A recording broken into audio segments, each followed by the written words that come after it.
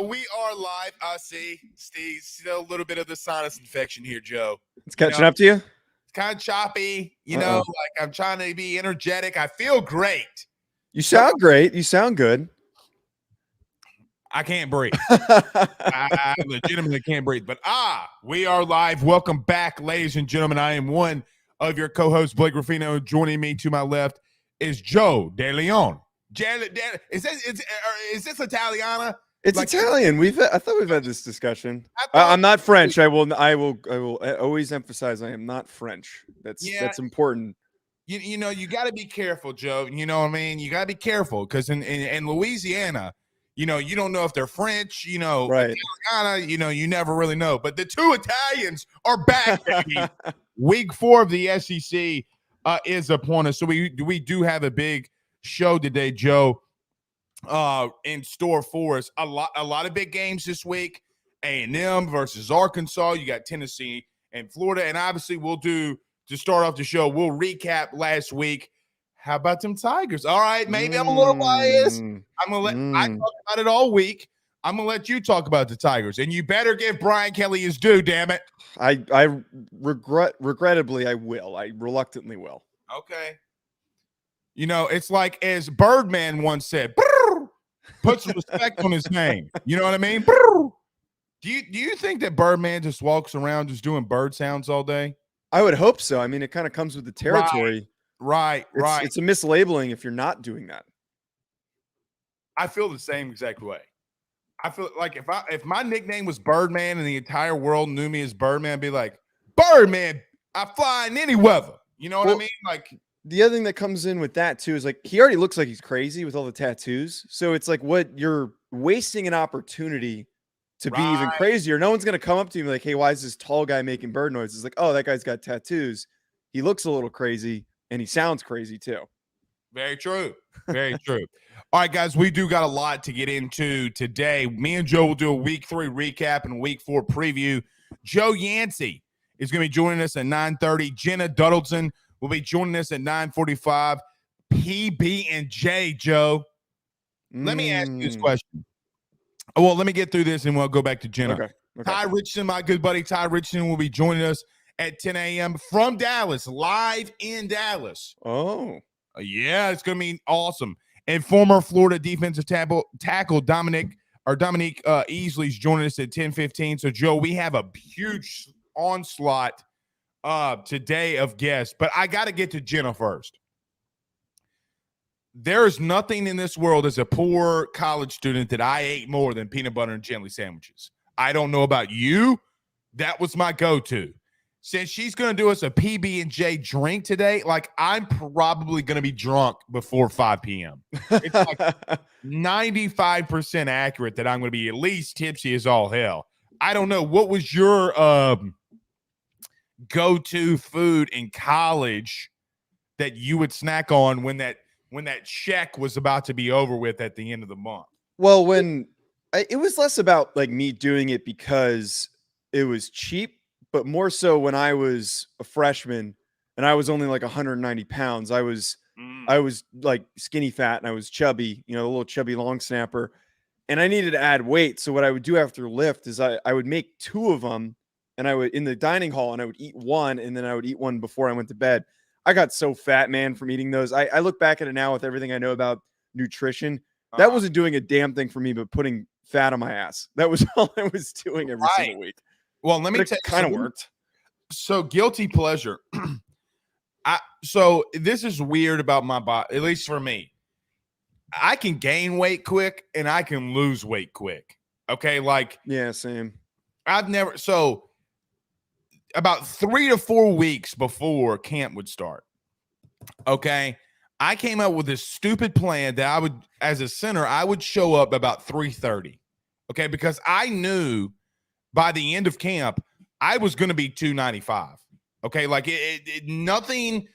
I look, because I sweat profusely. Like Joe, my house or my studio is 68 degrees. Okay, yeah, I'm sweating my ass off. Oh, okay? I bet. So, long story short, I would eat peanut butter and jelly sandwiches to get to the 3:30, 3:20 mark because I know I'm going to lose the weight. Okay.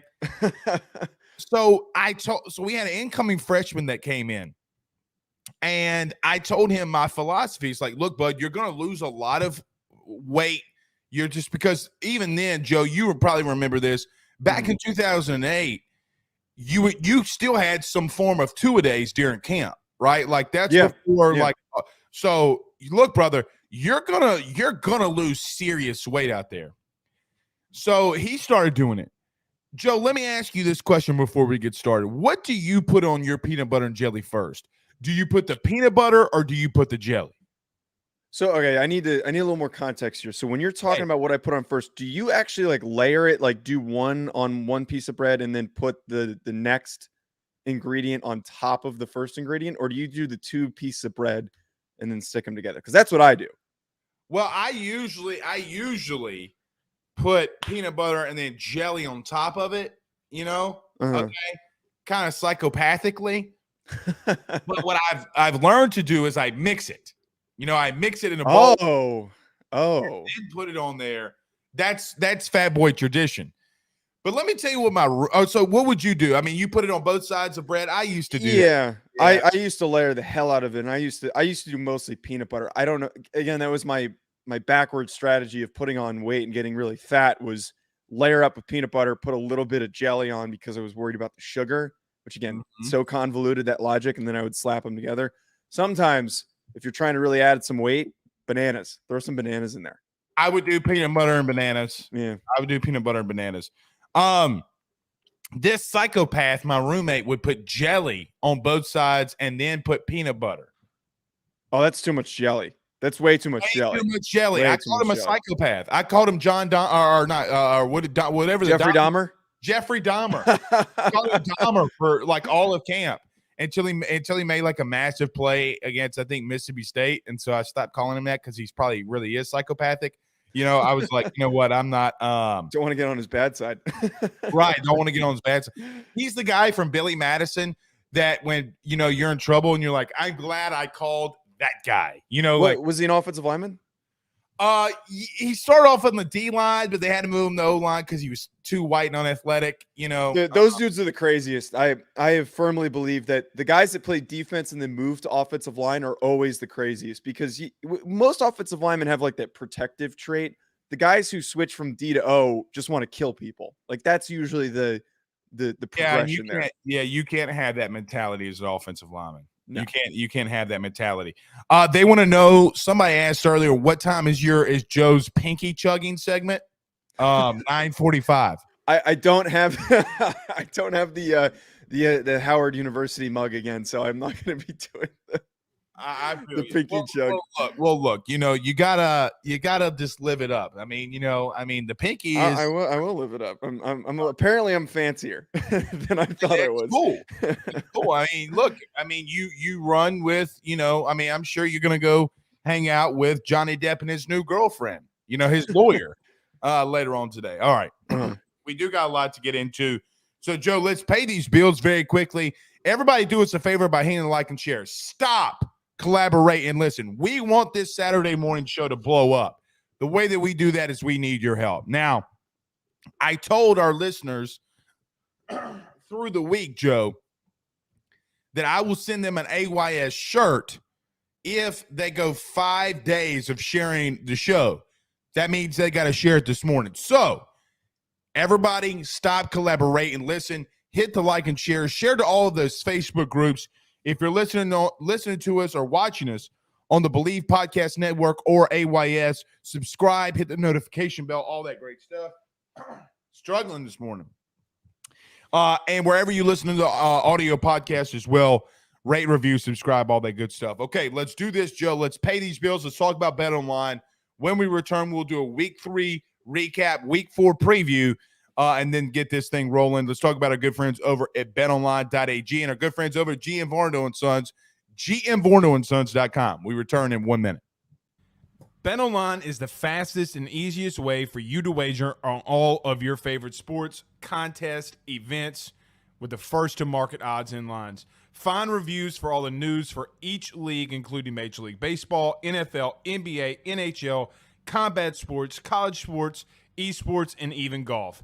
BetOnline continues to be the top online resource for all of your sports information for live in-game betting, props, and futures. Head on over to BetOnline today and use your mobile device to join and make your first sports bet. Use our promo code Bleav50, that's Bleav50, BLEAV 50, to receive your 50% off welcome bonus on your first deposit. That's betonline.ag, betonline.ag. With over 65 years of experience, nobody is better equipped to service in your vehicle than GM Varnado & Sons. RV repair, big rig overhauls, motorhome chassis, routine maintenance, tire rotations, tire sales.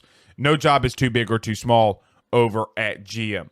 If you break down the side of the road in the greater Baton Rouge area, they will come and get you. And the best thing about that is that they can come and get you, and then they can bring your vehicle back to their shop and start the repairs right then. Again, GM Varnado & Sons. Go see them over at 2500 Fuller Boulevard. Give them a call at 225-664-9992. 225-664-9992. Tell them your good friend Blake Ruffino sent you on by. All right, we're back. Or as Texas would say, we're back. That's my favorite drop, by the way. The best drop that you have. The best drop that I have is the Sam Ellinger, we're back. Well, actually, I haven't heard enough of your drops, but that one gets me juiced up. That one's hilarious. This is our breaking news segment. Zach, hit it.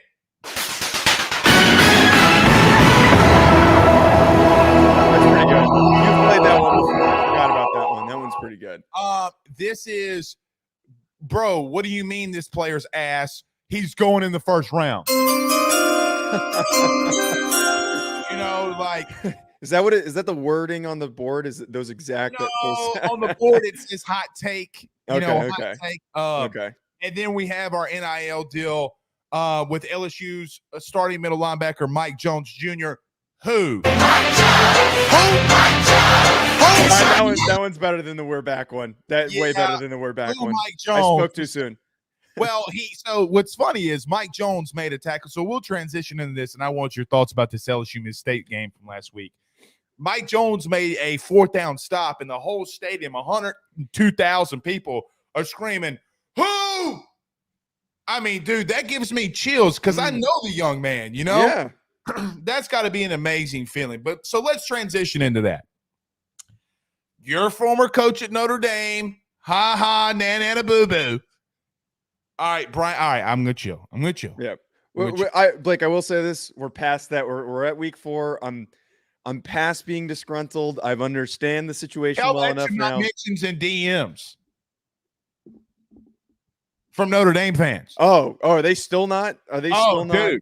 One guy said that it looks like that I have I think I told you this last week. One guy said that it looks like my titties point sideways, my areolas. Well, we could probably guess who those people tune into and why they're upset. And most of them are cretins, the people that tune into that specific Notre Dame pundit. And that's the furthest I'll go with that. I won't say anything too negative. Okay. But anyway, and all joking aside, yes, LSU beats Mississippi State 31-16. Brian Kelly gets his first win in the SEC. I guess, what are your thoughts about that game from last week? So I called it on the show last week, Blake. I said that, and I said this coming into the season, Will Rogers, Mississippi State, Mike Leach, one of the most overrated teams in the SEC this season. They have been overhyped. I have talked to way too many people, and you read too many articles that have considered Will Rogers to either be a first-round draft prospect or a Heisman sleeper.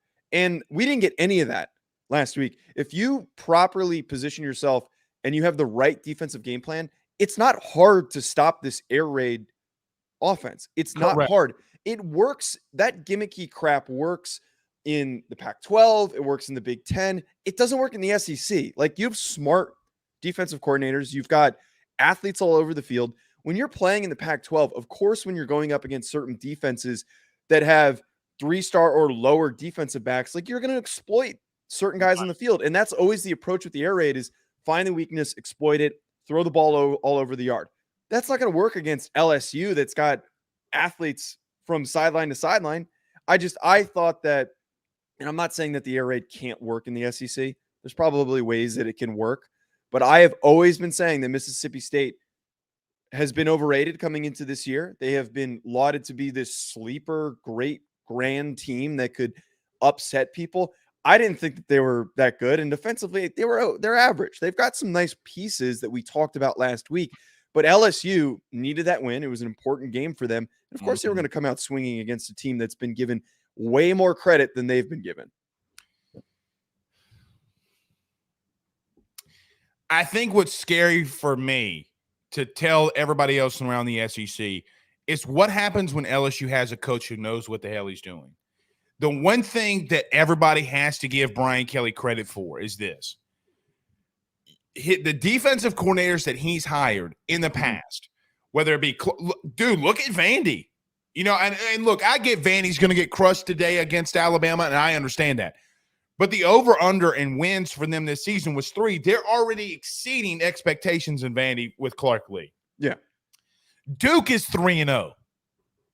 Okay? Mike Elko, who, yes, went to Texas A&M, but it was also the DC at Notre Dame. Now, Marcus Freeman, okay, it's off to a shaky start, but nevertheless, Marcus Freeman's still a really good defensive coordinator. My point is this. I don't think Brian Kelly gets enough credit for how he knows how to attack other teams' defense or offenses, okay? And they made adjustments in the second half, and the defense, they were just lights out. It honestly reminded me of what LSU used to look like defensively with Tyrann Mathieu and Jamal Adams and those guys. They were flying around to the football. It's interesting for me, Joe. If LSU can figure things out offensively, I think they could be the second or third team in the West. Like, I fully believe that. And people will say that I'm biased there, but who's going to overtake LSU? Not Auburn. Okay, Auburn. No, definitely not. So Auburn doesn't look like they're worth anything. You just beat Mississippi State. So now you come to a point where can LSU outscore Texas A&M? Well, let's see what A&M does today against Arkansas, but it certainly feels that way, right? Yeah, I understand what you're saying. Like, let's not get ahead of ourselves with Texas A&M, but like, holy crap, they cannot score points. Like, they very easily can outscore Texas A&M. Defensively, I think is where that matchup becomes a little bit more complicated, and that's going to be a low-scoring game. And if they're fully healthy, that Texas A&M defense is really freaking good, and we saw their capabilities last week. Like, Antonio Johnson going to be a first-round draft pick, and they've got athletes all over that defense. But no, LSU can, I think 9 times out of 10 is going to outscore Texas A&M. Here's the thing about A&M too. So to finish that point, they're in that mix. Let's see what LSU does. Okay, but outside of Bama, the West feels more open than maybe the East does. I think the East, you're coming down to 2 or 3 teams. And that's just how it's going to be. And we'll see what Tennessee does today. Oh, and we'll get into that. My point is, and let's go to this Texas A&M team. Joe, I got ripped on last week that I thought A&M was going to beat Miami. Okay. I said Miami's a fake. They're a fugazi. Okay. And they proved it. I think that A&M got a little bit more of a bad rap than some people believed. And our sources became true with Max Johnson obviously starting throughout the week. My point is this. Max Johnson's an average college quarterback, okay? But he might even be a little bit above average. Joe, he's got 40 touchdowns and 7 interceptions. The kid can play in 14 starts. I don't know how to feel about this Arkansas game today, but I don't think Texas A&M is as bad as some people believe, even losing to App State. When you watched that game last week, I took away that Miami's not back, and they are who we thought they were. When you saw A&M in Miami last week, what were your thoughts? Right. The main thing for me, and I think we don't see totally eye to eye on that game last week, where I'm still not in on Texas A&M, and I have low expectations for them today, which I'm sure we're going to talk about later. An average quarterback is what you need to win in college football. Guys that are too up and down is what leads to losses, and that's what Haynes King is. He's too inconsistent, way too inconsistent as a passer. That's what led to their early issues and why they couldn't score at all. But to your point, I think that game was more of a indicator of how bad Miami is and how behind Miami is. I had been saying this the whole week, and I was getting some pushback. I have no faith in Tyler Van Dyke. I think he is a similar player to Will Rogers, has been way overhyped. He had a couple statistically really good games against bad defenses, and he played half of a season stepping in for a completely different quarterback than him, and nobody was prepared to defend against him. But you watch him play, the decision-making is not there. The arm is not there. He's got a slightly above average arm. The touch just isn't there. He forces a lot of balls. Like, he is just not on point. And I know that those Miami receivers didn't really help him in the Texas A&M game, and they dropped a lot of passes. You go back and watch that game, there's a lot of plays where they could have picked up a first down or picked up some chunk yards, and he's just completely missing guys. Completely missing guys. I do not have faith in Tyler Van Dyke, and it was starting to show with these weak opponents that they were playing. Didn't matter because they were playing Bethune-Cookman and Southern Miss, but the minute they played a good defense, of course he was going to throw way too many passes. I think he was like 21 for 40 or something stupid like that. And he played like crap because he's not good. And the rest of that roster is bare. There's not that many athletes on that team. It's a team that's going to take time to rebuild. And because the ACC is so weak, they probably could finish with, 9 wins this season. Like, that's very possible, but they're not ready to compete with anyone in the SEC, albeit a weak Texas A&M team. Well, that defense, though, for A&M, and you got to give credit to, dude, they light people up. And I will tell you this.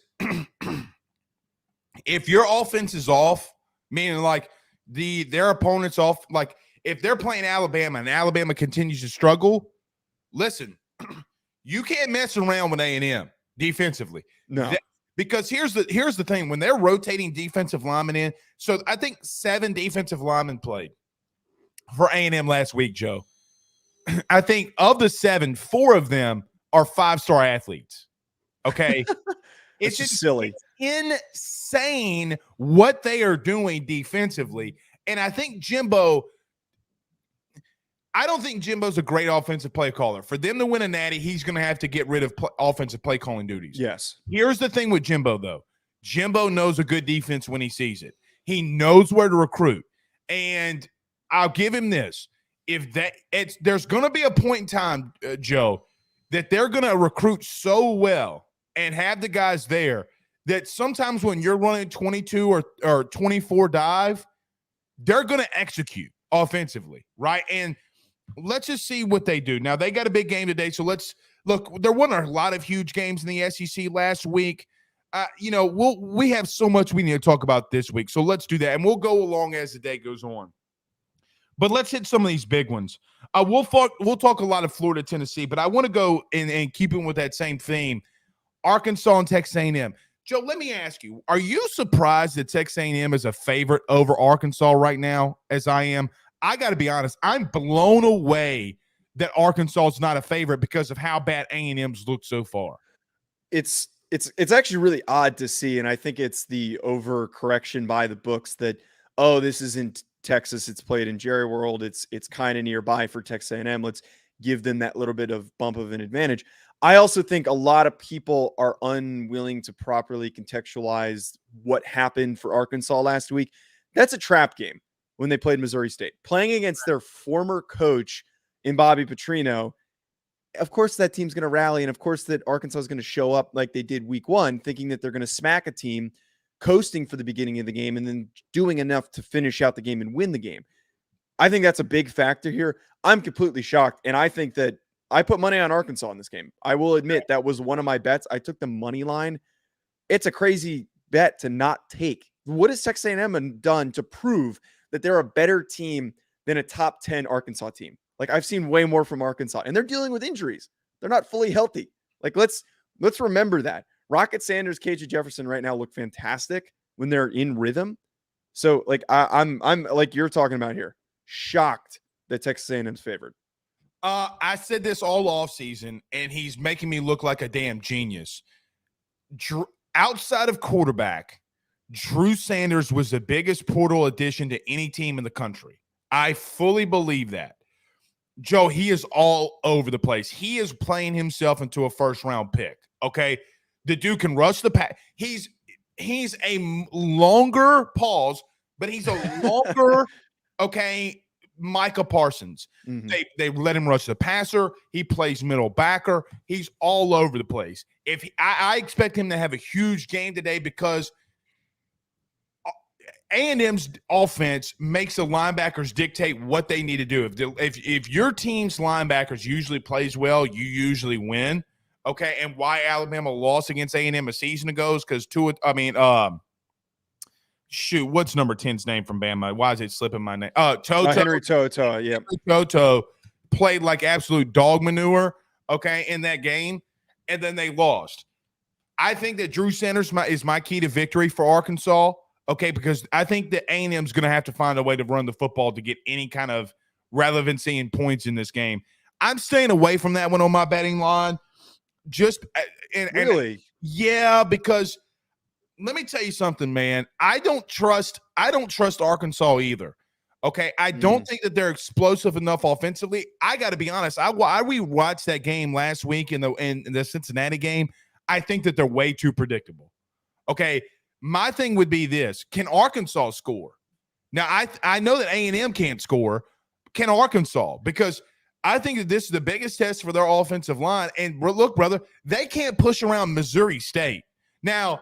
If you're getting blanked in the first half, like if you're struggling in the first half, okay, whatever. We see SEC teams expand and Power 5 teams expand in the second half because of depth. Brother, I didn't see that. Okay, I saw it late, but I worry about this Arkansas team. I do. Now, Ty is probably going to come on here with his cowboy hat and rip me alive for saying that. But it's kind of the truth, okay? I don't trust them right now offensively. Look, either they're going to hit you with an inside zone or they're going to zone read. Stay in your run lanes, and you're going to beat them. And if Missouri State stays more disciplined that second half, that game would have gotten really interesting. Yeah. I think the big factor here for what you're talking about is they don't have a Treylon Burks. They don't have a receiver to go to. So what made them so effective last year is they had so many different options running the football. KJ especially was a weapon running the football. And then they could find creative ways to get Treylon Burks the ball, who's kind of got that Debo in him, was that type of a guy for Arkansas last year. Similar to what Alabama's dealing with. They don't really have any receivers. But the one thing that gives me a little bit of confidence is still that offensive line. Like, I'm really high on that offensive line. I keep saying it. Every time I talk about Arkansas, I love hyping up Ricky Stromberg. Best center in the country. Best center in the country. It's not close. He'll be a top 20 pick this upcoming year, barring, no injuries or anything like that. Really fun to watch. And like a good center in college football, you anchor the rest of the group. That offensive line doesn't have any other first round. Breach passer. 100% though, is that they don't have any other first round picks. So you put Ricky Stromberg there. He's bringing up the quality of play of everybody around him. So that group as a unit is playing so well.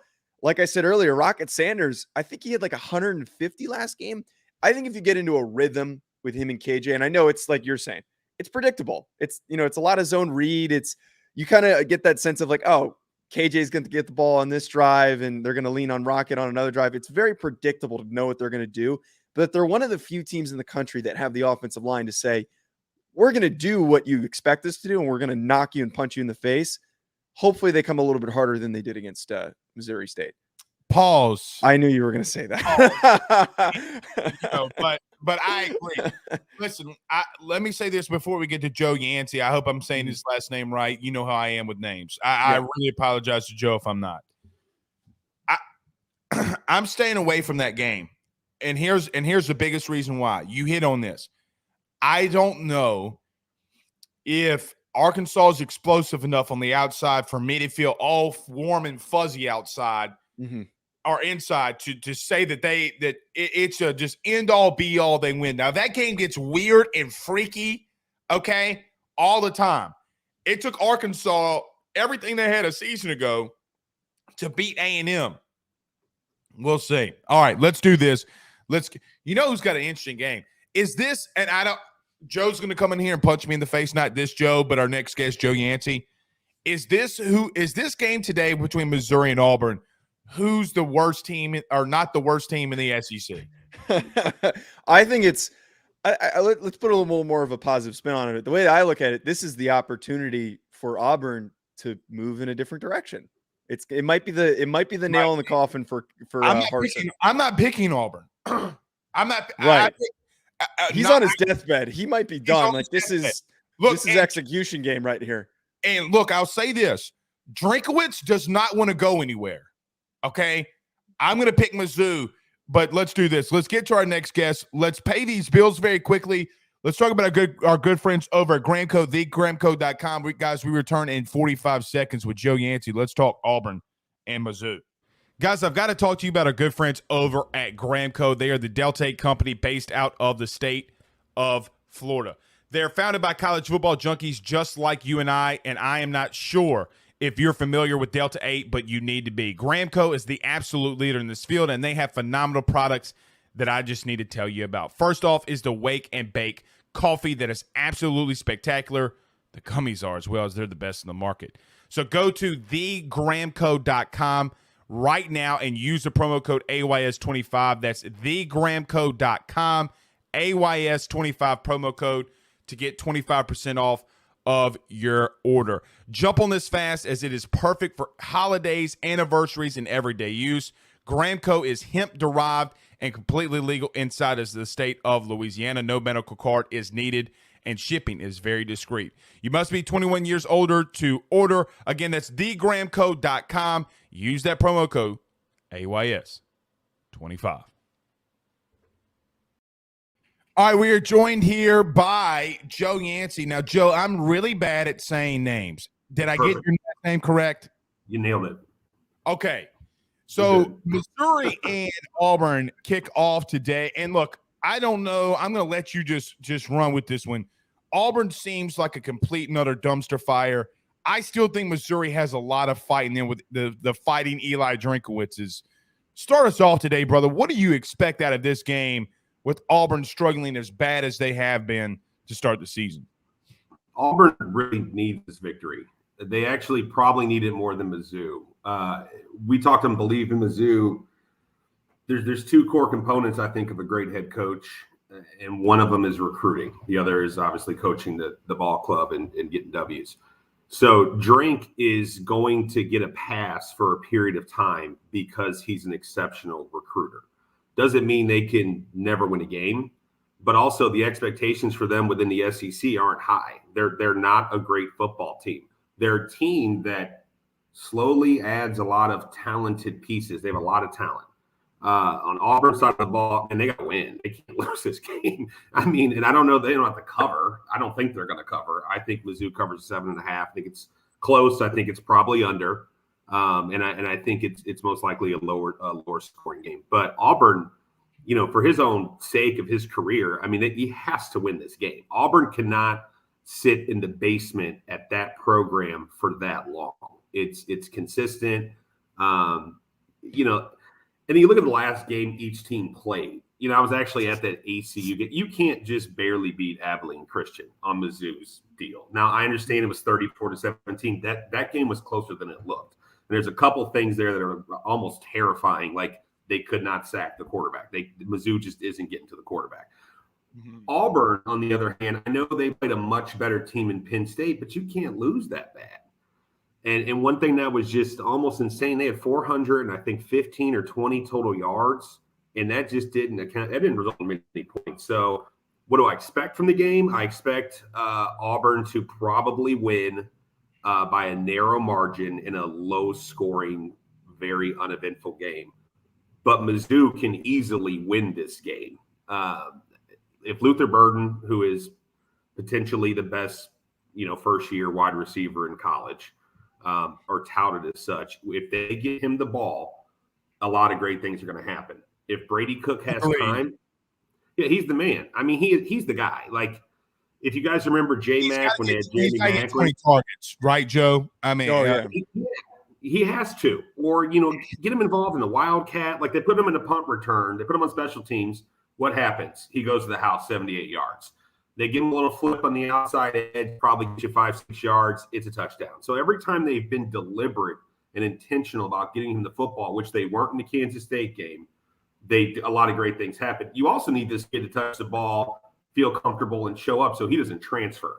because everybody and their brother would love to have that guy. I mean, he could have went wherever he wanted, right? He could have went to Bama. I mean, he was recruited by every school in the country. So if Luther touches the ball and Brady Cook gets time, they're good. But Mizzou on the defensive side of the ball is scary, in terms of the secondary just gives up tremendous chunks of yards. It happens all the time, and they can't get to the quarterback. And if is it Bigsby? If Tank gets off and running back for Auburn, it'll be a rough game for Mizzou. Joe, I want to ask you this, to not backtrack, but to look back at the game, the ACU game that you pointed out. So Blake and I are both former FCS players, and we definitely give respect to these FCS programs. Sure. However, ACU is like a really rough team. Like they're trash. I mean, I hate to say it like that. They're really bad. Did you, Blake? Did you play against them or no? They're not. No, we never played against them. They came. Actually, Southeastern played them after I left. Okay. But okay. It was 49. It was 49-2 in the first half when Southeastern played them. So, Joe, my question about ACU though is like, not a lot of eyes were on that game, admittedly, because you kind of expect that to be more of a blowout. Yep. What happened in that game, and like, what are maybe some of the concerns that come out of that game, because that was way closer than I think some people anticipated for Mizzou? Yeah, I think there's a couple pieces. I was there with my son. And one of the things about that football game, obviously, besides not being able to get to the quarterback, they have significant just lapses in coverage. The secondary seemingly falls asleep. If Drink has them in man, they're not covering anybody. And when you take a step up in competition like Auburn, and then obviously the week after Georgia, you will get absolutely gashed. They just can't cover. They get to the quarterback, they just don't finish anything. They get the pressure, they don't sack anybody. Tyron Hopper, that came from Florida, is an absolute beast. So the linebackers, they're fine. But the defense, what will be concerning for me is, they could have scored more points. They probably should have scored more points. They were super conservative, on 4th and 1s, and even some really obvious passing plays. They were, it was very telegraphed. It was overly conservative. Drink was super safe. They probably should have scored 50. So the offense, a little bit concerning. The defense is what's concerning, because when you start playing and they go through Georgia and Florida and Arkansas and Tennessee, they're going to get just demolished. And if Mizzou wants to be taken seriously in the SEC, which they haven't in almost 8-9 years since they played Auburn in the SEC championship game in 2013, they're going to have to win games like that, because you set those up for cupcakes, because you're going to roll through this really difficult conference schedule. So I think they thought they would compete more in the K-State game. They didn't. Another concern about the ACU game is special teams has improved a little bit. The punt return was nice, but missed an extra point, missed 2 field goals, I want to say. Almost fumbled a punt. They're still just sloppy, and sloppy play isn't going to play well in the SEC. All respect to ACU. It's a D1 team, but still, it's not. Mizzou needs to beat them by like 50, and they did. So that's a little scary. The only thing for me on Missouri's performance last week is I could still make the same argument for Arkansas, and we just did. Okay. Texas A&M loses to App State and then goes out there and beats a Power 5 ACC Miami. Sometimes, guys, you just got to walk out of that game with a win, right? Like sometimes the shit's not going to look good. It's not going to the box score is going to look like trash for whatever reason. And we all know why the reasons are. Well, let's not hash them out here. Sometimes you just got to walk away with a win. My question would be to the both of you, and Mr. Yancey, we'll start off with you. How deflated is Auburn? Like, meaning, I still feel like Missouri under Drink has a lot more fight than what Auburn does. My question would be, is how much fight do you guys think that Auburn has at this point? Because everybody's talking about Brian Harsin getting fired. I don't know if he makes it through the season. That means a lot to me. What says you guys? I don't think there's a ton of fight there. And I think this game is, I think behind the curtain, most people think the game is probably more important than what it is. In the scheme, Auburn's not going to compete for an SEC title, no matter what happens in this game, in my opinion. But I do think it's going to be decisive on what his future career with the program looks like. We cut the cord. They lose this game. If they lose this game, they cut the cord tonight or in 6 weeks, I don't think it matters. I think this is decisive, though, and what that looks like moving forward. They're in football, and a lot of teams cannot look great in the SEC when they ramp up and start hitting the conference schedule because every week you're playing big boys. But, getting worked like that, Penn State's a good program, but so I do expect them to compete, but I'm not expecting a great showing. And I also think if this game if it's lost, I think he's in trouble. If it's close, probably okay and buy some time. Yeah, I totally agree with Joe there. I think you can see from that game against Penn State that the fight is gone, and it all starts up front in a lot of these SEC games. Offensive, defensive line looks soft. Like they look like they didn't want to play. They look like they were getting punched in the mouth throughout that game, and that's a pretty good indicator that a team has quit on themselves. And I think at this point, like I was saying before you hopped in, Joe, I think the nail's in the coffin. Brian Harsin cannot rally his team. Those guys look like they don't care about the future of their head coach because they weren't brought in by him. And when you got a coach who's preaching at you and giving you a bunch of nonsense every week and it's not producing results, kind of like Shane Beamer likes to do. And we got to get on that. We got to talk about that later, Blake. I like that stuff. It means nothing to players, and it's frustrating. And then you're just at the point where like, okay, who's next? Or I'm getting in the transfer portal, which almost happened with Tank Bigsby. So that the problems continue to build up. And if Auburn maybe wins this by like a score or loses this game, I think that's enough to really push forward that Brian Harsin needs to be out. Mm-hmm. I don't mean this in a wrong way, but Auburn's getting what they deserve. You better not ever, and this is going on with the Boston Celtics right now, but let's see what happens with the Celtics and their head coach and things like that. Okay, consensual sex is consensual sex, and I'm just going to leave it there, okay? Bottom line is this. When you start saying a man's having an affair with his wife and it comes out that it's not even remotely true and the team starts falling apart, you deserve to get your cheeks clapped. Excuse me for saying that, but you deserve to get your cheeks clapped because this is a game, guys, at the end of the day. What you say about me and my wife, you deserve that. And Auburn, the reason Auburn's not having success is because they can't get out of their own damn way. Okay? Mm-hmm. Let the coach go in there and want to win. You know why kids aren't going there? Because you're already talking about in main recruiting cycles that you want to fire him, right? And so I think Drinkowitz pulls out something early. So let's see. Mr. Yancey, let everybody know where they can catch all of your content and everything that it is that you're doing and Bleav in Mizzou and all that great stuff. Yeah, guys, if you want to keep up with me and Marcus Lucas is the co-host who played for Mizzou for years in that title game in the 2013 SEC championship game. Actually had 5 grabs, 50 yards, right behind DGB. You guys remember Dorial Griffin. Yeah. Marcus is with me every week.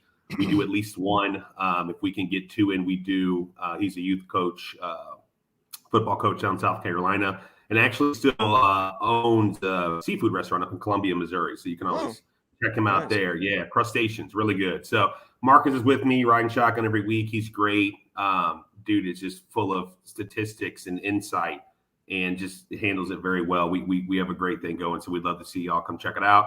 And then Truman's, plural, trumanstales.com is where you'll find my kind of routine weekly blog updates, recaps, ins and outs. And that's it, guys. I appreciate you having me. Thank you. Thanks. Good luck to you. Good luck to the Tigers today, man. Joe, I'm sure we'll have you on later on in the season. Thank you so much for joining us. You bet, guys. Take care. Thank you. All right, that's Joe Yancey that was joining us. Hey, Joe. Hey, DeLeone. Yes. DeLeone. Yes. Are you ready to go up north, way up yonder in the Chattahoochee? But Blake, I love how quickly your demeanor and your energy changes when you know that the alcohol's coming. I love it. It's what does that mean? Are you calling me a blithering alcoholic? What's going on? No. That's not what I'm saying. But it's just funny how immediately because don't get it twisted. I am. I mean, I am too. But it's just really funny. You're like, oh, thank you, Joe, for coming on. I'm like, Joe, do you know what time it is? Well, listen, I told told you on your face. Listen, if there's 2 foods that I could eat for the rest of my life, it's boiled crawfish, which outside of Louisiana and the Gulf Coast, a lot of people haven't tried boiled crawfish, a crawfish boil. Number 2, dog, I can destroy some PB&Js, though, dude. And some screwball, apparently. I do have a 3-year-old that's running around here. Yes. Okay. Like, one day. So listen, I was told that there's peanut butter whiskey, a bourbon, whatever. And then 9 months later, there was a little 3-year-old or little baby running around. I mean, it's not my fault. Look, it's all in the screwball. I'm a full tilt diva. I like to pop, lock, and drop it. Do you hear me? Oh, I hear you. I hear you. All right, so let's do this. Let's get ready. Look, I mean, I forget who said it. D-Payne, who always loves me. Look what D-Payne said. I'm only here for Jenna. I'll be back when she's here. I mean, Jesus Christ. We're not that interesting. Guys. I don't blame him. Yeah, I don't blame him either. So let's do this. Let's talk about our good friends over at BetOnline.ag and our good friends over at GM Varno & Sons one more time. Let's get ready. We're going up to Chicago where the Glizzies. No, I'm not going to say it. All right, let's do this. Let's talk about BetOnline, guys. We return in a minute 30. Let's get drunk. BetOnline is the fastest and easiest way for you to wager on all of your favorite sports, contests, events with the first-to-market odds and lines. Find reviews for all the news for each league, including Major League Baseball, NFL, NBA, NHL, combat sports, college sports, esports, and even golf. BetOnline continues to be the top online resource for all of your sports information for live in-game betting, props, and futures. Head on over to BetOnline today and use your mobile device to join and make your first sports bet. Use our promo code Bleav50, that's Bleav50, BLEAV 50, to receive your 50% off welcome bonus on your first deposit. That's betonline.ag, betonline.ag.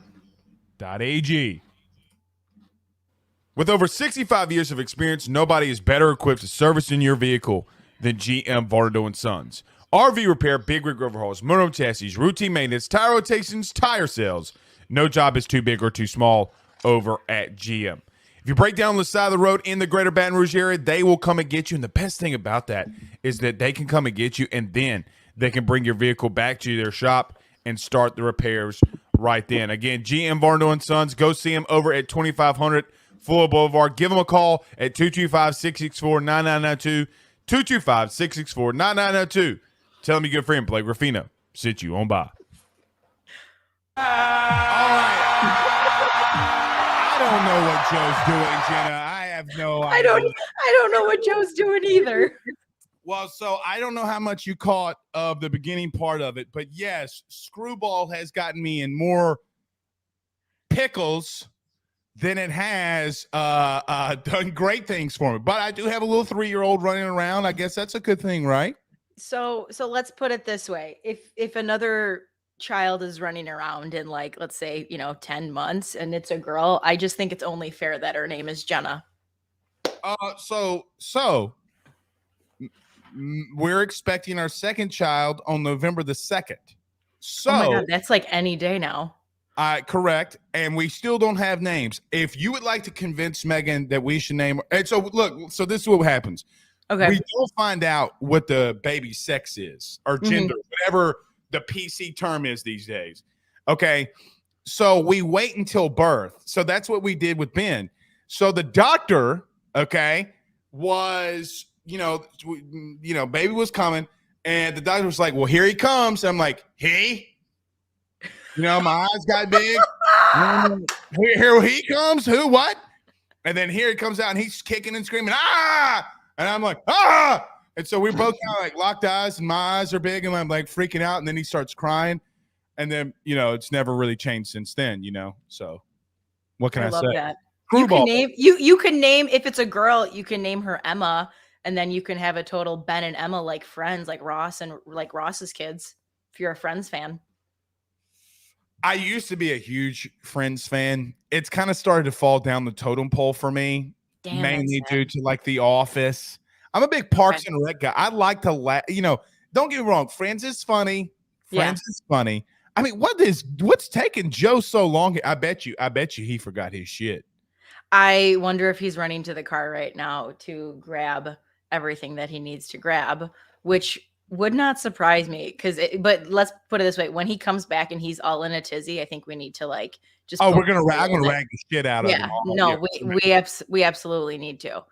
All right, so let me ask you this question before Joe can get when Joe gets in here. I mean, his I don't even know what we'll get him. Okay. There. I'm a special kind of stupid. So the office that we have has like a dumb deadbolt on the door. So I was running to go get something, and then as I'm going to get it, I realized, oh my God, I didn't flip the bolt. So I locked myself out, is what just happened.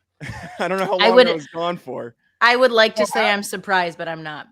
Yeah. So how did you get back in? Did you break a window or something? Like, what did you do? Thankfully the security guard was here because I don't have any of my keys or nothing on me. I had nothing. I was losing it. Well, that would have been really bad. Jenna, I got to tell you this before we get started, and we're gonna let you roll here. Okay. I'm in love with peanut butter and jelly. Like, me and PB&J are like Ross and, speaking of friends, like Ross and what's her name? Rachel. Okay, but I gotta say this. Do you know how hard as hell it is to find raspberry tea in the state of Louisiana on a Friday afternoon? I talk about Los Angeles. You know how hard that was to find? They don't sell it out here. Well, excuse me. You want to see the crap I had to buy? Look at what I bought. I mean, this is all they had. I mean, Snapple's a solid staple. So if I drink tea, I normally like raspberry iced tea. So it's always, as you would say, on the other side of the Mason-Dixon line. Chicago's different. Chicago's different. We're just different people. But I didn't realize that was like a hard thing to find. I'm sorry, guys, for putting you through such the ringer, but I promise it'll be worth it. It was literally in the front, and I couldn't find it at the grocery store. It was literally in the front. I'm like, I asked the lady, she's like, where's the raspberry tea? And she looks at me like I'm weird. Okay. And she's like, she points, and it's like literally right behind me. I felt like like the ultimate dad man moment. Okay, Jenna, let's roll. Get us drunk here. Tell us what we need to do. So I would like to say that this drink was inspired from Joe, because last week when we made the lunchbox, he said it tasted like a PB&J.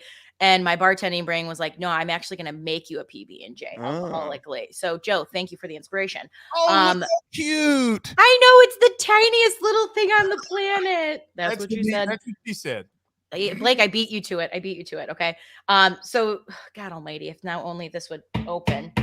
I should have did this beforehand. This happens sometimes, guys. So you're going to take your peanut butter. Hold on.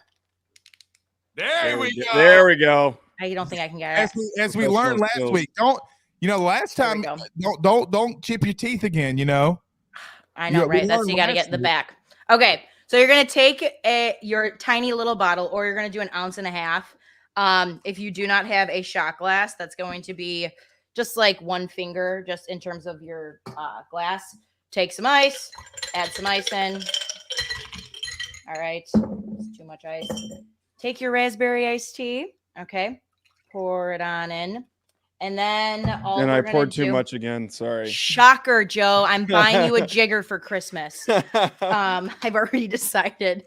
And then you're just going to take some raspberries and put them on top for garnish. If you want to get really fancy, you can smash them so you have some natural raspberry flavors in it, but it's not necessary. And then that's your drinks. That's your drink, guys. You got a whiskey little PB&J. So cheers and bottoms up, guys. All right, bring us back in here, Zachy.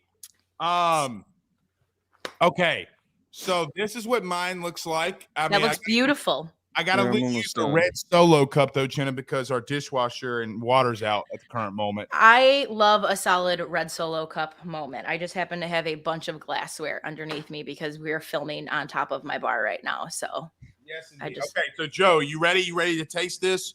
Wait, I gotta do this. All right, I'm grabbing it. All right, I put my raspberries in. Cheers, guys.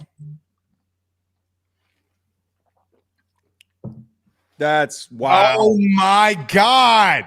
Mm-hmm. This is a real PB&J. Wow. It's a real PB&J, right? Oh my God. You killed this one. Yeah. And the best part about it is, like, your taste buds are weird because you initially taste the raspberry on the front end, but then as it goes down, you taste the peanut butter. And the beauty of Screwball is it's so smooth that you don't realize how much alcohol is in there. So again, this is one of those like very dangerous drinks, like drink with a warning, or like Blake, you will have a child 9 months later. So just be careful. But it's delicious, right? No idea what it was like for me last weekend. So listen. I must have drank like 5 of those. The lunchbox. The lunchbox, dude. By halftime, I was pop locking and dropping it right in front of the TV. Like I did the stanky leg 4 times when LSU scored. Like I was gone. Do you hear me? I hear you, but I'm slightly offended that Joe and I and the people tuning in didn't get to see a video of you pop locking and dropping it. You don't want to see this. I would like to see that. I would like to see this. I would very much like to see this. It's going to scar you for the rest of your life. I promise you. Listen. I've seen some weird things in my young life as a bartender. Believe me, it takes a lot to surprise me now. So I don't think this would surprise me. I actually think this would put a smile on my face. So let me ask you this, Jenna, and then we'll get you on out of here. Fire away. You know I can hang out with you guys all day, though. You can. I mean, you're more than welcome to. But let me ask you this. Mm-hmm. The Bears. Yeah. I mean, is this Aaron Rodgers, like what's going on with this thing with Aaron Rodgers and the Bears? Well, I think Aaron Rodgers is, as we've always known, is like he's like that little dick of a kid, you know, like that's how I think of Aaron Rodgers. But the problem is like I don't hate him. Like I know as a Bears fan, I'm supposed to hate Aaron Rodgers. I think he's great. I think that Aaron Rodgers on Sunday night primetime is just a completely different animal than he normally is. And I also think that we're not going to go into Lambeau and win. And any Bears fan who honestly thought is slightly delusional or just really drunk off of a whiskey PB&J. I've seen this all weekend. I will promise you that. Cheers. Cheers. This shit is delicious. Fantastic. It's delicious. Joe's over here with a coffee cup. I mean, Joe. He's yeah. I'm kind of bare bones over here. I am. You gotta make work with what you have, Joe. You got to make work with what you have. No, but I think I'll say this, Blake, about the Bears. It's been the first time in my life as a Bears fan that I'm like realistically optimistic about the rebuild of this team. They're young. I'm okay with that. They still have a lot of pieces that they need to figure out, but I'm not expecting us to like win the North this year, but I am expecting progress, if that makes sense. And I've already seen a little bit of it. That might be a little optimistic to I am a little optimistic, but I think that they're on the path. I don't think it's going to be like leaps and bounds by the end of the season, but I think that we're seeing little moments where it's like, okay, but then there are moments that they do stupid things and then you're like, God damn. And then you just like bury your head in the sand and you get mad. So, but again, if you want to know how to conquer the North, you need to call Jon Snow. That is fair. By the way, are y'all Game of Thrones fans?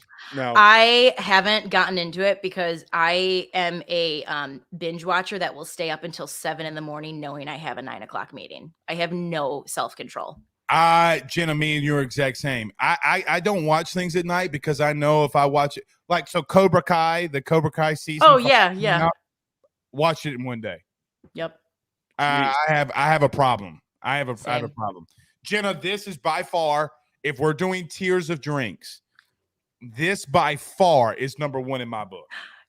Joe, I know you've had 2 of the drinks. Where does this rank?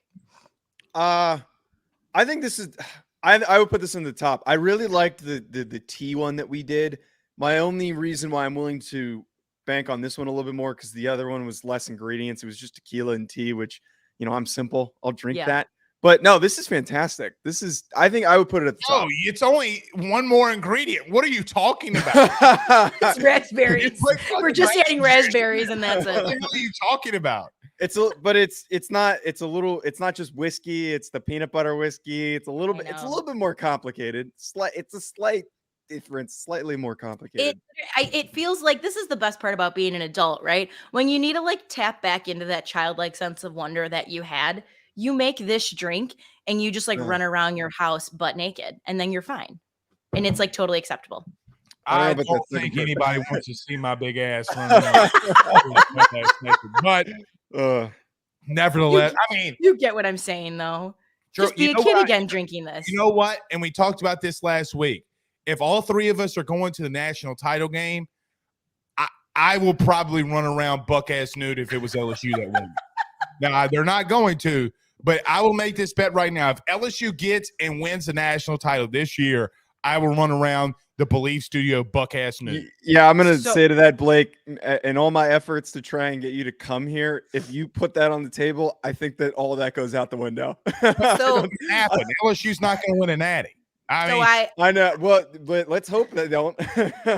I have a story I'm ready to risk it all if they do this year, though. I'm ready to risk it all. I have a story about being butt naked, not myself, but as a bartender. My cousin turned, I think he turned like 35, and they had a giant party at the bar for him, and all of his buddies were like, we will all equally give you $100 right now if you get on this bar butt naked. And he looked at his wife and she goes, drop your pants, get on the bar right now. Hell it was like $1,000 in money. It was like $1,000. And it was a lot of money. So I'm bartending and I had gone behind the back of the bar to grab something. And one of the customers is like, yeah, Jenna, I think you should just stay back there for like maybe 5 more minutes.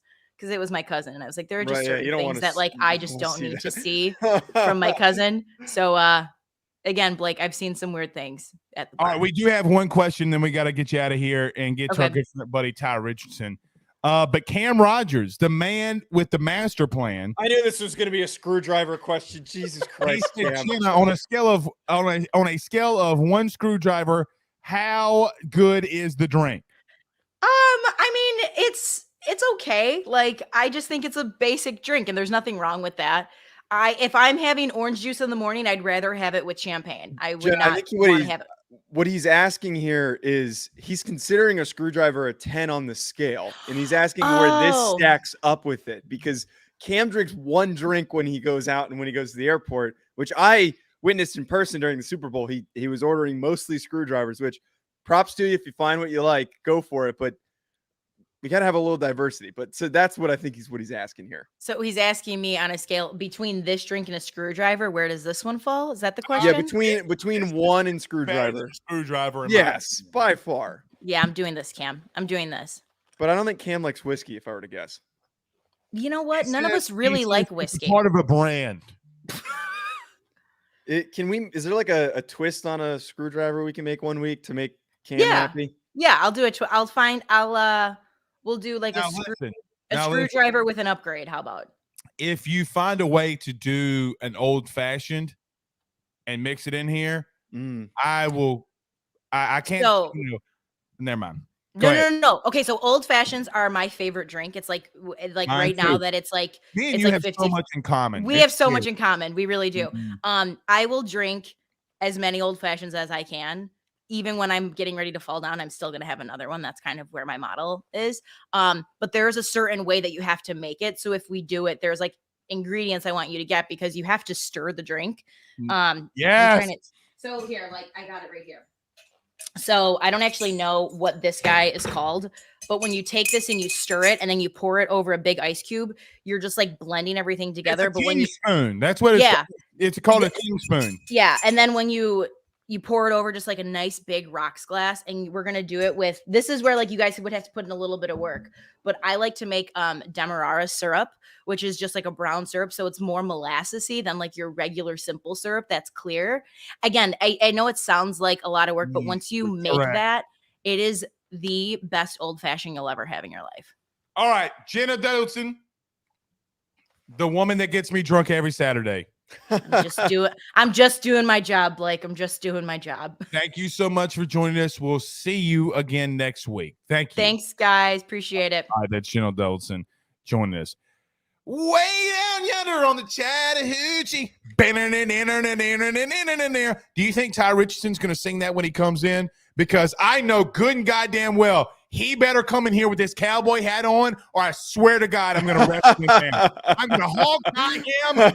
My name's Jimbo Fisher. Let's do this. Let's get to our good friend Carol Falls over at State Farm. My buddy, the man with the master plan, God, if he doesn't wear this cowboy hat, I swear to God, Joe, I'm gonna freak He out. might have taken it off.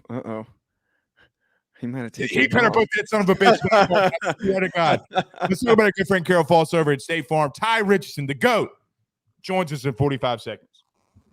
Guys, you might know my good friend Carol Falls and all the great service that he provides over at State Farm. He is your good neighbor after all. But did you know State Farm has surprisingly great rates as well? Along with a great neighbor service, State Farm agent Carol Falls has surprisingly great rates for everyone inside the state of Louisiana. So call him today at 985-395-4300, 985-395-4300 for all of those surprisingly great rates on auto, home, and life insurance needs. Like a good neighbor, State Farm is there, and individual premiums will vary by customer. All applicants subject to the State Farm underwriting requirements. Yes, he's wearing the cowboy hat. Boys. Tye freaking Richardson. I got to admit, this is like the most you have perfected a persona with the cowboy hat. How do you feel wearing a cowboy hat and it works so well? Please tell me. Like a Viagra with the face, Bleav. No, Joe kind of spoiled the surprise. I was going to take it off and then bring it back in, but that's all right. It's my fault. He you're said good, Viagra with a face. Oh my God! All right. Hopefully, my parents aren't listening to this right now. I hope they are. I hope that They'd they be are. Mortified by hearing that statement. Tye, let me ask you this very quickly. I saw the post that you had. Did y'all go to Dallas and went to like a pizza place? Because that pizza y'all ate looked fantastic. Yeah, we're doing our pregame show at KSP Henderson, and it's an awesome bar. Ryan and his team, not only do they whip up some dank drinks, but man, that pizza, and we had a barbecue chicken one too, in addition to the all meat one. It was fire, Blake and Joe. All right, well, let's get into this game. Tye, look, I can see both sides. Let me ask you this question. Why do you think, and you cover this Arkansas team, but why do you think that Arkansas is not favored over Texas A&M as bad as A&M's look so far? That's a great question. Maybe it's because the Texas A&M Aggies stiffen up in the red zone, and we've seen that through 3 games. They give up some yards, they give up rushing yards, but when teams get inside the red zone or close to scoring touchdowns, that Aggie defense steps up. And I don't know if they think they're going to do that against Arkansas. I don't know if if they think Jimbo's going to fire his team up after the loss last year and kind of rally them prior to Mississippi State and Alabama. I don't know how Vegas line setters do that. And I know they have tons of formulas, tons of analytics that goes into each and every game. You just look at Arkansas offensively and A&M offensively, it's not close. I don't understand it completely, but I kind of liked it because Arkansas feels still like, even as they're the higher ranked opponent, they still feel like an underdog this game. And I always feel like the Razorbacks play a lot better when they are an underdog, guys. I'll kick it to Joe after this question, but what is your overall theme in this game? If Arkansas wins, they win because of X. I think they just pound Texas A&M. Arkansas has shown through 3 games that it's very difficult to stop them running the football. And I know Texas A&M has some stout defensive linemen, linebackers, and secondary players, but I think Arkansas wants to kind of do away with what happened last week. They didn't have a bad game offensively. They just turned the ball over in some key critical situations. So to me, Arkansas wins this game, fill in the blank, if they dominate the line of scrimmage, and not just offensively, but their defensive line and linebackers getting to what we assume. I mean, I would be very, very surprised if A&M went away from Max Johnson today. Yeah, I totally agree with you on that, Tye. I think that Arkansas has a serious edge in terms of the ability to set the tone at the line. And we were talking about before you came in how important it is for Arkansas to have one of the best offensive lines in the country. They're anchored by Ricky Stromberg, who's so good. We can only talk so much about this Arkansas offensive line. Can you contextualize a little bit like the rest of the guys in that group? Because I feel like everyone knows about Ricky Stromberg. Like, what makes this team, this offensive line specifically, so good, because I think that is the best unit on this team, and it's why they continue to look really good in games, and it keeps them in games maybe when the rest of the guys on the team are struggling. Yeah, absolutely. And I got a little friend that actually is joining me. This is Hochi. Oh Wait, what? Where do you come from? He's just on the ground, but Hochi would tell you living the best bachelor life I've ever seen a bachelor do.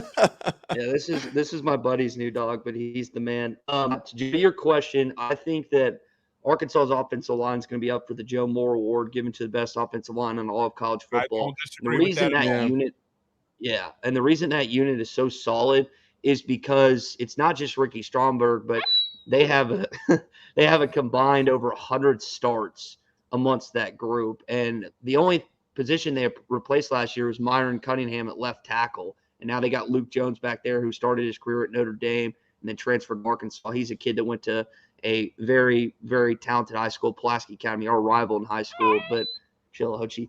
But he wants to share his takes too. Yeah, he wants his take too. But I think that's why, Joe, it's just the combination. When you work with someone for quite a period of time, you guys develop chemistry and you just know what each other's thinking. I think these guys know what to expect out of one another, and it's just a mentality thing. Sam Pittman challenged them before the South Carolina game. Dalton Wagner, their right tackle, told us about that, and they just road graded the Gamecocks. And that you'll see that a couple more times this year, where defensive lines are just helpless to stop this unit. I will call South Carolina the Cock Commanders until I die. It's gonna happen. Great mascot. Ty, is there anything that worries you for Arkansas in this game? Is there one big concern that you have? I would say the turnovers that we saw last game, because we hadn't seen them to this point. I hope they shore that up.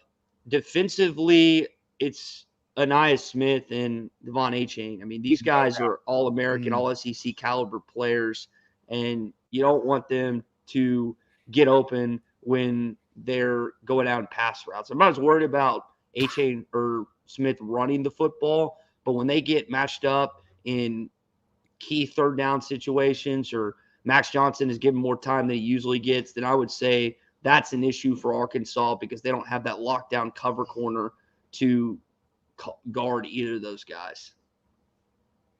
Last question I got for you, Ty. We were talking about earlier the concerns with Arkansas's lack of playmakers in the passing game, and Traylon Burks is gone, and it seems like they're having some trouble trying to replace him. Who are some of the guys that people should get to know and familiarize themselves with in that receiver group? Because it seems like no one's really been introduced to any of these guys, because no one's had like a crazy big game. It's been a lot of Rocket Sanders and a lot of KJ Jefferson. Yeah, they've been the biggest keys thus far through the first 3 weeks offensively. But Matt Landers busted 100 yards last week. Jaden Hazelwood either has 2 or 3 touchdowns through 3 games. Those are probably 2 of the more notable guys. Warren Thompson, additionally, along with Keytron Jackson. You've also got Malik Hornsby, who occasionally comes in. They've got some guys that'll make plays here and there. What's going to be interesting, if A&M does stuff Arkansas running the football, can these guys get open in one-on-one coverage? Right. Can they get open and make plays and make that big play? It's one thing to do it against Missouri State, y'all, but it's another thing to do it against the Texas A&M Aggies. We're going to find out against probably the best defense they played all year if these wide receivers have truly, truly stepped up and filled that void that Burks left from last year. Ty, last question for me. The only question I would have is this. I know A&M's offense is putrid, like literally really bad. What do you make of this statistic about Arkansas's pass defense? I know it's been made a lot of this week in reference to how many yards they're giving up. What do you take of all that? I think that they aren't elite defensively covering the pass. I mean, any way you slice it, when you're last in the country, passing yards given up, you've got to figure that out. But what the point that's been made to me by my co-host is they have been up the majority of games and outside of Missouri State. So I guess the other two, and teams have had to pass on them to catch up. And when you're throwing the ball every down, you're going to give up more passing yards. But they also gave up a ton against Missouri State, and that was early on in the game. They get Miles Slusher back. He's the 4-star out of Broken Arrow, which is right near in kind of Tulsa, the Tulsa metro area. So he's going to be a key addition for them. They just got to figure it out, guys. And what they doing last year, they just rushed 3 and dropped 8. This year, they're blitzing a lot and they're putting their guys more. It's kind of a change because Barry Odom has a change in personnel and his strength to rely on getting to the quarterback. You're seeing kind of a different flow with this defense. That's what I would say. I think the addition of Slusher, and these guys are still trying to figure out with no Jalen Cattle on either. We saw what happened with just kind of without him the second 2 games. So that's another thing too, guys. Tye Richardson, Tye Sports Radio on the Twitter machine, my buddy. We'll see you. Have a great day with your cowboy hat, looking like you're from Yellowstone. All right. Are you going to try out for Yellowstone? Are you going to try to be in the TV series or what? I'm growing this hair out so I can be Casey Dunn Halloween weekend in Auburn, Alabama. We're going there for the Arkansas game, so it's probably going to get cut after that. But until then, it's going to keep. You can't flowing. cut the hair, no matter what. Yeah, that looks great, especially with the cowboy hat. You can't do it. Ride with it, brother. I feel like I'll be Samson if I cut the hair. All my radio and podcast strength will dissipate, so maybe I keep it. Keep it. From one friend to another, keep it. I promise you. All right, boys. Buddy. Go have fun. We'll see you soon, bud. All right, go Hogs. See you guys. All right, that's Tye Richardson for Tye Sports Radio on Twitter. You can go follow him. We're supposed to be having Dominique Easley coming on. I don't see him with his camera on, so let's see if we can. There we go. Oh, there he is. Right, got it. All right, there he goes. So let's do this. Let's go ahead and bring him in. He's going to talk about Florida and Tennessee. Dominique, what's going on, man? How are we doing today? How you doing, man? How's everything? Doing good. I see former Super Bowl champion in the bio. You must really like this. Tell me about it, man. How's it feel to be a Super Bowl champ? It's cool. It's an accomplishment. That's what do you wear the ring everywhere? Be like, the honeys come around, be like, oh, this thing. Oh, what a Super Bowl be? I just what happened? Do you do that like what I would have? Nah. I keep it locked up. It's locked up. It's locked up. People tend to touch it a little bit too much. Now that's true. Yeah. That's very, very true. So let's talk about this Tennessee and Florida game. Look, Florida has absolutely ran this series, right? They've owned this series. Billy Napier in his first year. I guess when you look at this game today, going up to Knoxville, in the overall scheme of things, how do you see it happening? In order for us to take it away, that defense is going to have to come through. As we've seen, right, Tennessee been moving the ball, but I have a little argument against that. They haven't been to an SEC yet. They have not played an SEC game yet. They played balls. They played Akron. Like, they was blowing these teams out. They haven't had a challenge yet. They haven't had to play the whole 4 quarters. So that's going to be interesting to see. You know what I mean? And Florida's defense is going to have to come through. That beast on that D line, Brendan Cox, he's gonna have to slow him down. He's gonna have to beat that O line throughout that whole game, and we're gonna have to see if they're gonna be able to slow them down with that fast-paced offense. Anthony Richardson has struggled a little bit out of the gate outside the Utah game. What have you assessed by his play? There was big hype on him after the Utah game, but the one thing that we gotta see is some more throwing. Like, we're gonna have to see that arm. He's not going to be able to last through the season running like that. As we can see, he has 0 touchdowns, 0 touchdowns, 4 interceptions. Like, when Florida's just not going to last if we're going to keep doing that. And that's where that running game is going to have to come through. That O-line, Florida O-line is going to have to beat. It's going to be an O-line, D-line game for sure. I will say that, and being here in Louisiana, and then Joe, go next. But yeah, I feel like, guys, that's such a Billy Napier thing. Like, Billy showed that at UL, right? Like, that's not a – guys, I covered him the entire time he was there. That's exactly. Billy. And Billy's going to have to change that to win games in the SEC. Go ahead, Joe. So I was going to ask, you guys have a really unique player on your defensive line, and Dominic being a former defensive tackle. I'm asking about Desmond Watson, who's massive. Like, there's not a lot of guys that are 400 pounds playing defensive line in college. And that can move the way that he does, Joe. He can move bit Yeah, now. he can move. He can move. I got two questions here with him. One, why do defensive linemen love wearing like running back numbers? Like the guy wears 21, and it just feels so odd because he's so big. And I'm used to, like, I played in college at the FCS level, and I just remember like the biggest guy always wore 99. But you got this guy wearing 21. He's fitting into that jersey very nicely. Why do defensive linemen just love to have those skill position numbers? And I can contest to this because I wore number 2 coming out as well. Right. Yeah, you did. Florida is keen for defensive line wearing single or those numbers. And just to throw that out there, Dominique, I was the first interior to put that single digit on.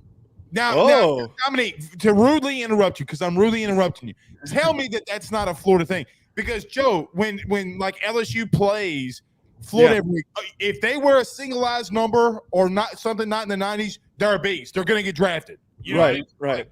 So, Dominique, is that like a thing for Florida? It definitely is, and I'll say it started.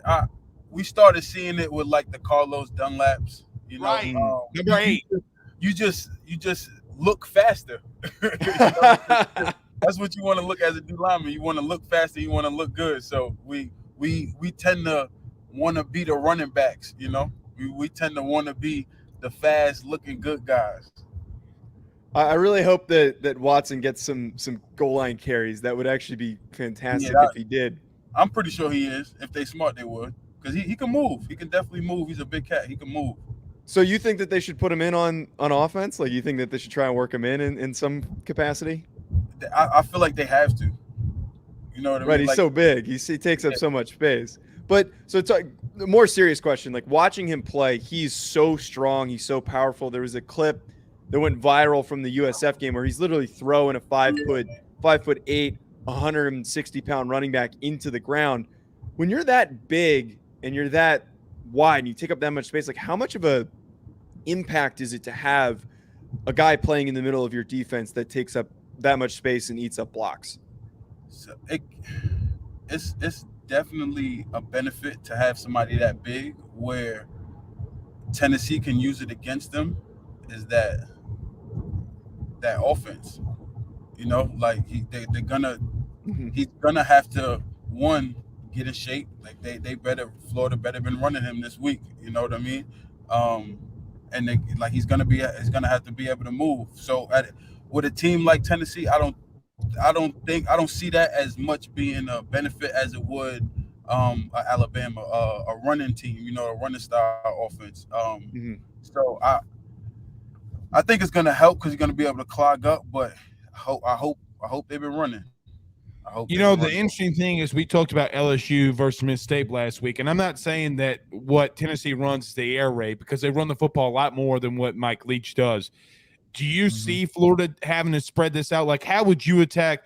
Because look, the things that have beaten Tennessee, and LSU did this to UCF when the program was there and that style was there with Josh Heupel. Do you see Tennessee just trying to keep everything in front of them? Because when you do that, that's where you win games. It's always just kind of more like containing versus trying to make plays. Do you think that would be a smart way of attacking them, since so many other people have had success doing that? I think for Tennessee, because when you talk about rivalry, it's a different type of game. You know what I mean? Like, what they did last week is not going to matter. What they did this is not what they're doing this week. So for them, I think it'll be smart for them to spread them out, to spread Florida out, because Tennessee, they do have some weapons outside. Like we know, what's his name, Cedric Tillman. He's not playing this week, unfortunately. Yeah, Tillman's out. Right, he's out. Jalen, what's his name? Jalen Wright, right? Jalen Wright. Yeah. He's been doing his thing. So they're gonna have to use them wide receivers, because I feel like Florida's D line is strong. They're gonna come in strong, and to keep that in front of them in Knoxville, that don't ever work with us. You know, like it just doesn't. It just doesn't according to the rivalry. You know what I mean? So I think it's gonna be smart for them to spread it out in front of Florida and air it out. Dominique, is there something that worries you the most for Florida? Like, what's the biggest thing that worries you? Like, when you go into this game today, what is Dominique looking at to make, guys, this part of this game really worries me. They're gonna have to slow them down. They're gonna that fast-paced offense that they're gonna have to catch that first one quick. I kind of compare it. This is Florida Tennessee. This year is just like when we played Texas A&M when they first came to the SEC when Johnny Manziel was there. We had to slow it because they was kicking our ass. Like if everybody look at it, they was kicking our ass until we slowed them down. Once we slowed them down, we controlled the game from in and out, from in to out. So I got one question, and not to distract from talking about this game here. So Blake, I don't know if you know this, but Dominique's actually joining the Bleav in Gators show. He's going to be likely the co-host for the show. Dominique, I just want to ask you, like, how exciting is it for you that you're going to be covering your former team and that you get to talk about the team on the show every week? I'm excited. I miss the culture. You know what I mean? Like I miss the Chucky culture. I miss the Florida culture. So I'm excited. Just Did you say Chucky culture like the doll? Yep. Yeah. Yep. So I miss the culture. A brother of mine, he's down there. Sharif Floyd, he's coaching down there. So that's right. Yeah. So I really miss just immersing myself in there, and now I'm able to do it on a communicative standpoint. You know. Do you still live in Florida? Are you like kind of local, or are you in a different state? No, I'm in Georgia. Okay, gotcha. Dominique, so it's gonna be really fun. I did not know that, but it's gonna be really fun for you to cover your team. And my last question would be from me would be to you. What do you think the score is today in this Florida Tennessee matchup? I think we're losing him. We made it so far. All right. I think we lost. Yeah, let's text him and see, or get in touch with him. All right, let's see if we got him back. We got you, Dominique. Yeah. I apologize. Okay. What last question? Oh, you're good. What the score is today?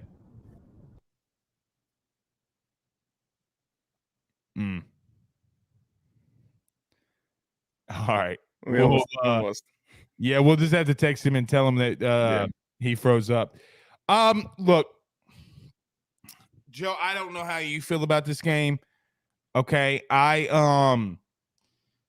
Florida has 1,000% owned this this series. I am not picking Florida to win. I can't do it. I don't know about you, but I took Tennessee in the money line. I think Florida keeps it close. Oh, you bet on this game? Yeah, I bet on this game. I put $10 on Tennessee. If the game was in Florida, I would have stayed away from it. But the simple fact it's in Knoxville, I think, because look, that fan base is yearning for them to be good. Right. But let's get Dominique. Let's see if we can bring him back in. Dominique, the last question I had for you, brother, is what do you think the final score is going to be in this game? I honestly think it's going to be a close one. I can see it being a 24-17. I can see it being a 24-17. I'm assuming you're picking Florida, correct? Of course. Of course. No matter what. Got to. You feel me? Love it. All right. Tell everybody, Dominique, while we get you out of here, tell everybody where they can follow you, Twitter and all that great stuff. Yeah, you can follow me on Twitter at Dominique Easley, and then Instagram, Easy91. Easy91 on Instagram. Awesome, brother. Thank you so much. Good luck. We'll bring you back on as the season goes on with the Gators. Yep. Go Gators. Go Gators. Appreciate y'all. All right. That's Dominique Easley joining us. Joe, let's start wrapping this thing up. Yeah.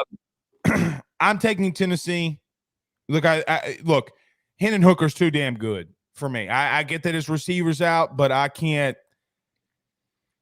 just can't do it. Now, I posted my bets for today, and look, as the first game's going to kick off. I know you're going to get mad at me on one of them, okay? Oh, I saw it, and I almost commented, and I was like, it's not even it's justified. I almost did it. I almost did it too. Well, the thing about me, so let me give my bets of the week, and we might want to do this, Joe, weekly. Like, you come up with your line, I'll come up with my college line, and we just post it out there. I think that would be a good way of, like, wrapping up the show. but I'm taking Michigan minus 17 over Maryland. Tennessee minus 350 on the money line against Florida. Dude, this is the biggest one for me of the day. I just don't think Notre Dame can outscore North Carolina, right? And it's the only reason I'm taking this game because North Carolina is minus 1.5, and they can score points, brother. They score points on everybody. Indiana plus 17 and App State minus 225 on the money line. I guess to wrap all this up, and we got to get to Shane Beamer, and we'll close it out with Shane Beamer. Yes. I guess, what are your biggest games of the day, games that you're focusing on? Yeah, so the ones I'm focusing on, the ones that I bet on, I almost took North Carolina too, and I didn't, based on the premise of I can't, as a Notre Dame fan, I can't bet against my own team. I can't do it. As much as I love the bet, I can't do it. But the Oregon State hype is stupid, so I took USC minus 6.5. I took Arkansas. What is that about? Because every idiot and their buddies Oregon State's good. They're gonna cover, and everyone's been betting that line. And I think it was minus or plus 13 at one point. So everyone's been betting it so much. It's one of the highest bet teams of the weekend, including NFL games. So that line's completely inflated. I took Rutgers money line against Iowa.